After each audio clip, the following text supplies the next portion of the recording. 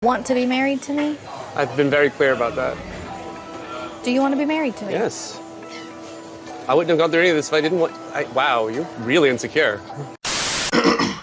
Hey guys, and welcome back to Little Black Book. You know what time it is. Talking to you guys about part 2, Married at First Sight. We're dealing with what? Who?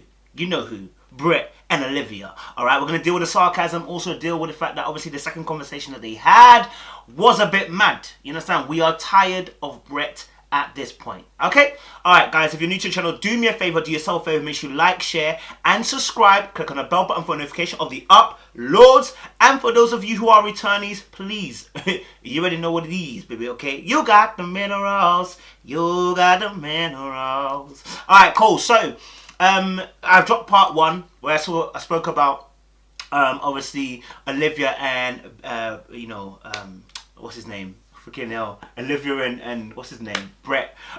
We spoke about Olivia and Brett in a part 1 of this particular video. Part 2, we're dealing with the second conversation that they had while they were at lunch or dinner or whatever. And I think it was a very interesting conversation. The reason why I was watching a lot of body language. So let's deal with that first and then come into the actual review. While I was watching that actual part of the episode, some of the things that Brett was doing were concerning for me. Now, if you've watched me long enough, you already know how I feel about glasses when you're talking to somebody. Why are you wearing shades while talking to someone? It shows a disingenuousness to the individual person because you can't see your eyes. Eyes are the gateway to the soul, as they say. And so when your eyes are not being able to be focused upon, it's hard to kind of tell what that person is about, right? For instance, when you're going up when you're traveling, let's say in a busy street, and you see someone with glasses on, you don't know where their eyes are actually looking. You don't know if they're paying attention. You don't know if they are focused on you or focused on something else. It leaves an air of mysteriousness, okay? That's why shades can make or break a face during summertime. You know what I mean? I'm kidding. But, you know, that the glasses often presents a blockade or block. The shades can... freaking hell. The shades can present a blockage from the person actually getting to see who you are and getting to see if you're really being sincere and genuine with your conversation, right? And it often comes through the eyes and the eye contact, okay? Now, when you stop that part of the conversation, because conversation is more than just the words, it is a body language, the eye contact and everything as well. When you stop that part of the conversation, it can make it very hard to connect in the way that you need to connect. So when I saw him having the shades, and I said, okay, I know there's a bit of sun in the area, but it's not that bright that you need to wear sunglasses, my sir. You know what I'm saying? Like, you are having a conversation with your apparent wife, having shades on would make it a little bit hard, especially when the conversation is getting to a place where there needs to be some honesty. It's just not like a genuine look. You're just kind of like looking at me like I'm dumb.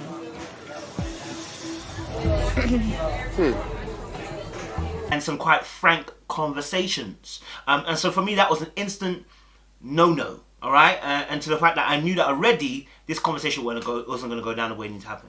Number 2, there was a part of the conversation where, Olivia was addressing him, and he did something really, really interesting. So as he was talking and asked me a question, he aggressively, and I mean, I use the words not loosely, aggressively went to his food, but his head went down. Do you feel like you take those moments seriously? Like, he went into the food, started chewing and munching, okay, taking a huge mouthful, and I think she asked another question again, and he went. Now, it may seem like man was being polite, but that for me was a passive-aggressive move right there. Because you're having a conversation, and you took the bite as she asked you the question. A heavy bite, right? And as you did that, and then the finger pause, it's a bit... For me, it's a bit of a power move, right? It's like you were trying to control it. As the questions were coming your way, the only way to control the narrative or control the conversation as it's going, okay, is to slow the tempo of the conversation, right? So you slow it down by going to eat. That means she has to wait. Now she may become impatient. She may become annoyed, and then that will give you applause. That will give you a cause to say, "What's wrong with you?" Right? And the reason why I say that is because at the very end, how he quickly accused her of being insecure. But we'll come to that point in a second.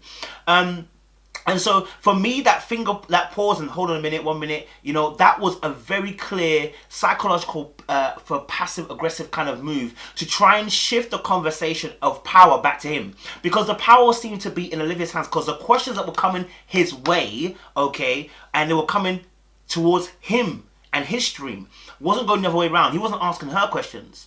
All right, and his behavior was under scrutiny. And so what can happen to people is that when they become defensive, people try to find ways of alleviating the pressure. G for pressure. They try to alleviate the pressure on themselves and get out of the spotlight so people can do a whole man of different things. What he chose to do was passive aggressive. What he chose to do was to stop the flow of conversation, and what he chose to do was to find a way to be able to keep her quiet for a few seconds to get her to know, listen, I'm running the things here. Moment, seriously?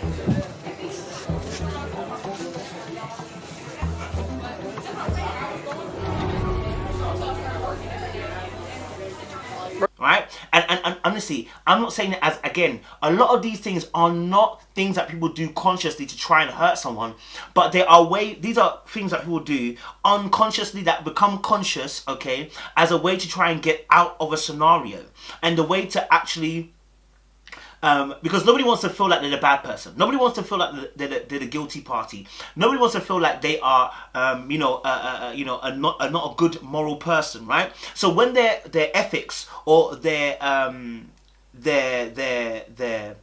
behaviors are under scrutiny, if you're not used to having your behavior scrutinized, you can feel pressure, and that pressure can make you act as he did. And I think several times when I watched him as he was conversating with her, the fact that his hands were clasped here, all right, and he was behind the clasp, I always say this, when you do this, it's almost normally a defensive kind of posture, right? You put your hands like this. Whenever someone's happy, you rarely see anyone do this on a table, right? When you do this, you're trying to steady yourself. You're trying to make sure that you're actually putting up a wall, right? And so it's again, I always say there's things that happen psychologically seem to come out in our behaviors, and I feel that was another one, right? That where he did the clasping of the hand as he was talking to Olivia. And I think many a times we saw Brett, and I think this is where we're starting to see that the sarcasm is transferring into body posture. Because the whole episode he was very sarcastic, and I think Olivia quite rightly addressed the sarcasm. Okay, and I think we're tired of it. We're tired of it, and I said in my first part of the video where we're tired of the sarcasm that he brings to the table. When the conversation needs to be serious, you've got two. When the conversation gets serious, sarcasm doesn't need to be included. Number one. Number two, because he doesn't use sarcasm as heavy as he did in the last conversation. What does he do? Now the body language is doing the job of defense rather than the words. Okay, because in the first review that I did, I spoke about himself, Olivia, and Dr. Viviana. The words that he used were to show that I'm intelligent, I'm smart, okay, and that's my defense mechanism into what you're saying. Rather than trying to be open to what you're saying, I want to say to you, listen, this is my defense, and try to move what you're saying away, right? And now here he does less talking and more things like drinking his drink. Eating his food, put 1 minute pause, give me a second, rah, rah, rah. He's now acting out the defensiveness and not saying it anymore, right? And this can happen quite often when you feel like you're under attack. Sometimes I'd look over like to see what you were going to answer, and it's just kind of like you're sitting there looking at me like sarcastically, and I know you're a sarcastic person. And so when it's obviously addressed, Olivia says to him, look, you know what? You have this look on your face that you do all the time, and he doesn't realize. He says that he's doing his face. He actually asks her, "What face is this?" Right? I even him asking the question, I thought was slightly ingenuous. I think he knows exactly what face he's pulling. You know what I mean? I think he knows exactly what face he's pulling, and I do like. When you do it, I'll point it out to you because you do it to me. But I'm pretty sure I told you once or twice while we were sitting on the couch, like, don't look at me like. I do agree with Olivia to pull him up on it, and because I feel like obviously if we're going to communicate, that aspect of your behavior has to change, because like she said, I feel like whenever you're looking at me like I'm dumb, and that is the look that you're giving when you turn your head like. we do that to say, yes, you're acting dumb. Like, you know what I'm saying? Like, what you just said was stupid, or what you said was not smart or intelligent, right? And so because now Brett feels under attack, what does he do? When someone is wounded in the corner and they're under attack, they've only got two choices: get pummeled to the ground or react. And so this sarcastic looks that he gives and they're all reactionary behavior. He doesn't want to hurt her, but again, it's that he feels under attack, and the way that he needs to deflect is by using the sarcastic body positions. So the twist of the head, the face that he makes when he doesn't agree with what she says, rather than expressing how he feels. And that's another point. The failure, the reason why sarcasm is also used is because it's a failure to be able to dig deep into oneself, to be able to express how he feels deep down. Okay, we mentioned this in the first review as well. And so that's why he's having the issues he's having right now with Olivia. And so now she addresses the point that it's like you're holding back all the time, right? And then at points in here, you say certain things. For instance, the smile that he said about her smile breaks the clouds. And even me, when I was watching, I said, whoa, he's chatting doo-doo. But you know, Olivia addresses that. Why is she addressing that? Because she doesn't feel the genuinity of it, the sincerity of it. Now, when someone says, I don't feel like you're being sincere, there are two things on the table here. Either you generally weren't being sincere, or you were, and that person is projecting their own fears and their own insecurities on. I asked you how you felt about me, and you said that whole thing about my smile.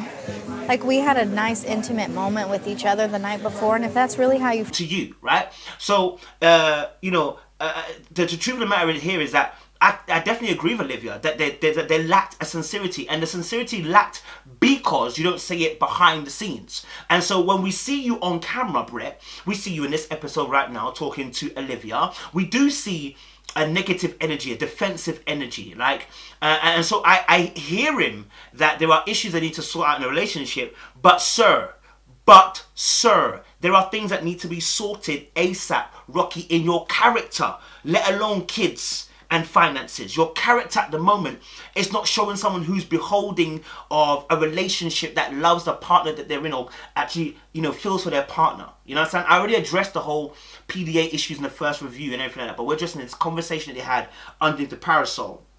And, you know, she mentioned about the fact that his questions, his conversation or his compliments seem to be politically correct. Now, I always say this, you know, when you're dealing with people giving an answer to a question, genuinity can be felt by the answer. Yeah, when you are compromised, people can give a half-hearted answer because they don't want to sell themselves out or sell themselves short, right? When you're genuine, you just wholeheartedly answer a question. Okay, a beauty pageant answer where it's like you're going to say this politically correct answer, but it's not really like what you're really thinking. Now, when you are being politically correct with your answers, it's because you're trying to spin a certain narrative. Yeah? When people who answer politically correct are trying to spin a certain narrative to get out of a situation. And so the breaking of the clouds, smile nonsense that he said or whatever, and another time he said another thing as well about her, which I just thought was like, well, was that the blue? You know, that sounds politically correct. And for instance, talking about grading your relationship, or I don't believe in grading my relationship, bro, what? Bro, and see, politically correct people oftentimes either have something to hide or they're defensive. Yeah? They have something to hide or they're defensive. What have you got to hide, Brett? And maybe that hiding is your vulnerability. Maybe that hiding is a broken heart. You understand? Ask Alicia Keys. Have you been sleeping with a broken... Okay, let me stop. Alright, cool. And then, you know, when she asks a question about the fact that, you know, you're saying all these things, but I'm saying to you that, I mean, do you really want to be in this relationship? He says, I've already answered that. And she goes, do you want to be in a relationship again? Wow, you're really insecure. Whoa. Sir, whoa. Want to be married to me? I've been very clear about that. Do you want to be married to me? Yes. I wouldn't have gone through any of this if I didn't want... Wow, you're really insecure. Whoa, sir. Where did insecurity come from? Where did we go from answering the question which you didn't answer, okay, to now obviously the person is insecure? And again, I feel like that's a projection. Yeah, projection is when you have feelings yourself and you project them onto somebody else, right? And I feel like that's what's happened here. Now, if you've been subject to projection or you've projected before, you know what I'm talking about. That the person, like, it's a simple question. Do you want to be in a relationship or not? Yeah, yes, I do want to be in a relationship. Because then what she was going to do was then go, okay, fine, if that's what you want, let's look at ways to improve this, right? But he didn't want to have that situation, yeah? Again, wow, you're really insecure. That, again, is for me, is a power move. It's said because you're hurt, and the amount of questions that have come your way, and it's to reset the conversation, to reset the power in the conversation. It's to default everything back to zero, right? And I call it default. And what it means is basically you try to equalize on the table. You try to score a goal, right? Because it's like, wow, you're insecure, and make the person feel, whoa, what? Like, to put them on the back foot. Do you feel me? It's a defensive move that turns attack, and it's done when people are emotionally feeling hurt. When people are feeling like they're being attacked too much, another reason why they go forward. So I think for me, again, as well, add into that, and then he goes on to say, look, I'm not arguing with you, you're arguing with yourself. I wasn't arguing with you, but you seem to be arguing with yourself right now. Oh, is that so? I'm not arguing with you. I understand that you feel that way, and I'm not trying to say you don't feel that way. And she wasn't even trying to argue. This is one thing I have to even just say, you know, she wasn't trying to argue, she's trying to have a conversation. She's trying to converse with you, Brett. She's trying to get to an understanding with you, because at the moment, we're not getting there. At the moment, let's be honest and real, sir, you're not giving true answers. So therefore, I can't get close enough to you to feel these feelings that you're saying you want me to feel towards a sex situation or whatever, towards growing closer to you, whatever it is, right? So again, the accusatory,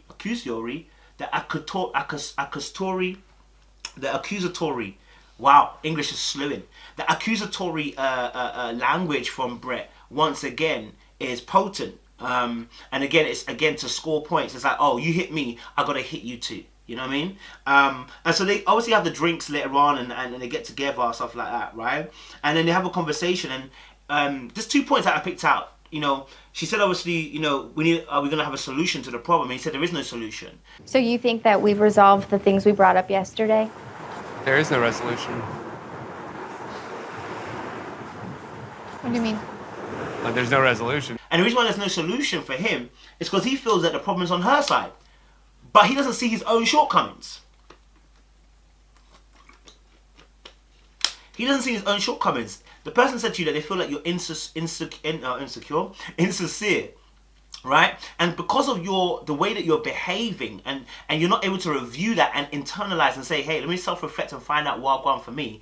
You're not doing that, and what's happening is the fact that you're coming across as unsincere. And so and that's why even Dr. Viviana, if you deeped it, Dr. Viviana in the conversation in earlier on will say, oh wait, Brett, are you being serious right now? Are you just joking? Like, what are you saying? She can't tell whether you're being sincere at that moment or point in time. So deep it. It's something to do with you. You need to self-reflect. So now when she offers how is she going to have a mediator, Pastor Cal, and get him involved, etc., etc., I always find it quite interesting to see what would happen, to what reaction people give when they want to bring a third individual party into the situation. He goes, obviously, yeah, sure, but the problem's not with me. I don't have a problem. The problem's with you. Sure. And maybe it'll help me. Yeah, if that's what you want. But you need to want it too. I don't have a problem. And it's like, yo, bro, like, what? Fam, like, we're getting a mediator to help us solve our problems. You see, if you think it's a you problem, my friend, you're not deep in that. Two are becoming one. You're seeing yourself as an individual entity, and that is what you are not. You are a relationship. You are a single unit, yeah? And so you have to think like that. We were trying to sort out our problems to help us, all right? So, guys, that's my final thoughts on that. I really believe that Brett is suffering from the fact that maybe the broken heart hasn't recovered, because the way he covers himself, the way he doesn't like to be vulnerable, the way he doesn't like to be open and honest with the sarcasm as well, could be an indication that he has not fully recovered from a broken heart and wants to protect himself from being hurt again. So, guys, let us know your thoughts. What do you think? Comment down below. Let us know as well. Appreciate you guys. Stay locked. Stay loaded. Woo woo!